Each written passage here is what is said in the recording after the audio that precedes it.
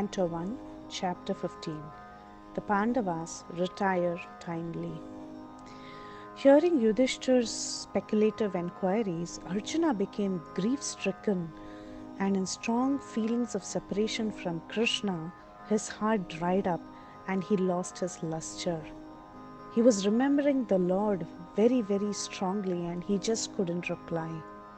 With great difficulty, he checked his tears of grief, and he was extremely pained by the increased longing for Krishna, who was now out of his sight.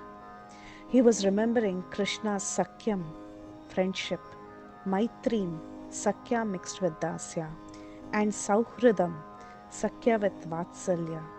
Arjuna was overwhelmed and he began to speak. He told Yudhishthir, "The Lord, who is my intimate friend, has left me. My astounding power, which astonished even the demigods, is no longer with me. I lost him, whose separation for a moment would render all the universes unfavorable and void like bodies without life. It was only by Krishna's mercy that I won Draupadi's hand. I defeated Indra. I offered the Khandava forest to Agni and had the wonderful assembly hall built by Mayadanava. Bhima defeated Jarasandha and released the kings who had been captured for his Mahabhairava Yajna. Offenders of Draupadi were killed.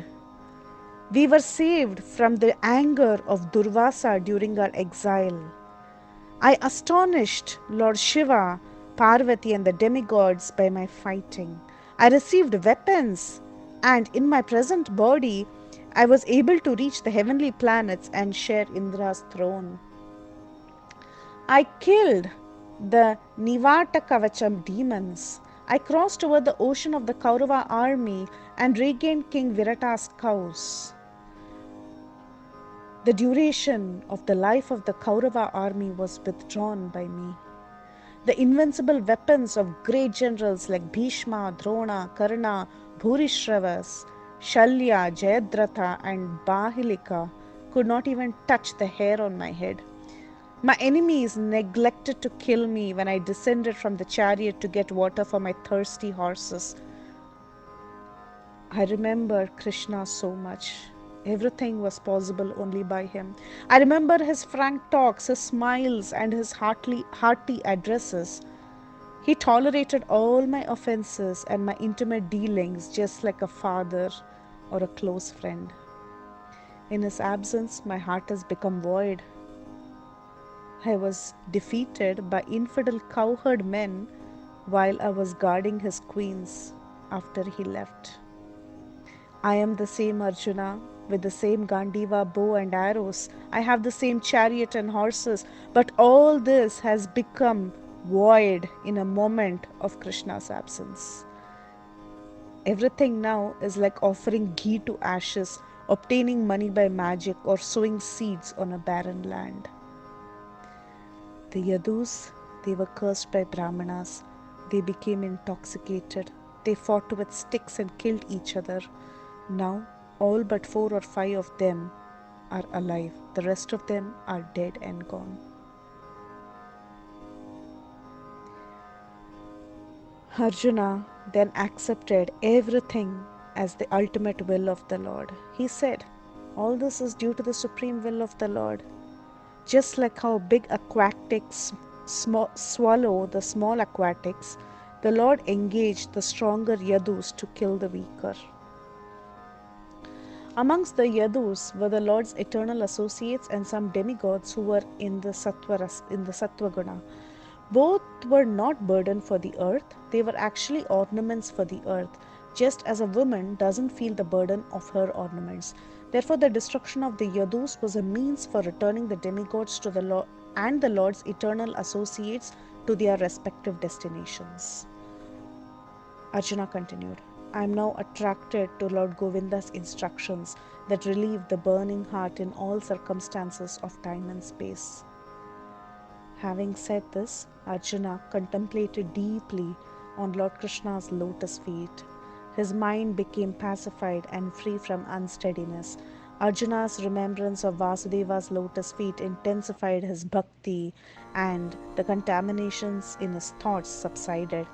He remembered Krishna's instructions on the battlefield of Kurukshetra, the Bhagavad Gita that was spoken by Lord Sri Krishna. Due to his spiritual assets, Arjuna destroyed his lamentation and vanquished all doubts, and he became free from the modes and situated in transcendence devoid of material form. He was no longer entangled in birth and death. Upon hearing all this from Arjuna, Yudhishthir decided to go back home, back to Godhead. Hearing Arjuna, Kunti became absorbed in Krishna with full attention and gained release from material existence. The Shaunakadi rishis were aggrieved to hear about the departure of the Yadus. To pacify them, Suta Goswami assured them that the Lord had actually personally caused this entire thing to happen. Krishna caused the Yadus to relinquish their bodies and to relieve the burden of the world, just like one picks out a thorn with another thorn. There were two burdens, the burden to the earth in the form of the demons and the burden of the Devatas in the form of the Yadavas. Both were regarded as the same by the Lord. The Devatas had to return back to their original position, so this had to be done. Just like a magician, the Lord manifests himself from time to time in various bodies like Matsya, Kurma and others.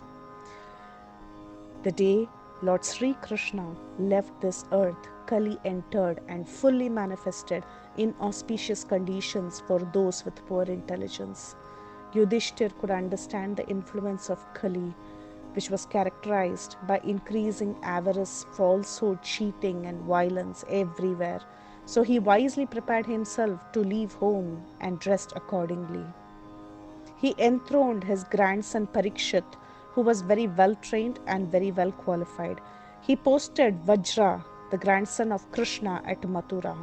Then he performed a Prajapatya sacrifice, placing the fire for quitting household life in himself. Relinquishing his royal garments and ornaments, he became fully unattached. He wore a torn cloth, stopped eating and speaking, and became like a deaf madman. Not waiting for any of his brothers, he started walking towards north in the footsteps of great souls to devote himself completely to the Supreme Lord. Seeing Kali Yuga, the other Pandavas also decided to follow their elder brother. Thus, by pure consciousness, due to constant devotional remembrance, they also attained the supreme abode, Lord Sri Krishna's Goloka Vrindavan, with their pure bodies. Vidura left his body at Prabhas and returned to his original post in Pitraloka. Draupadi and Subhadra became absorbed in thoughts of Lord Sri Krishna and attained the same results as their husbands. The Palashruti of this entire chapter is that the subject of the departure of the kings, the sons of Pandu, is fully auspicious and perfectly pure. Anyone who hears it with great faith attains devotion to the Lord. Hare Krishna.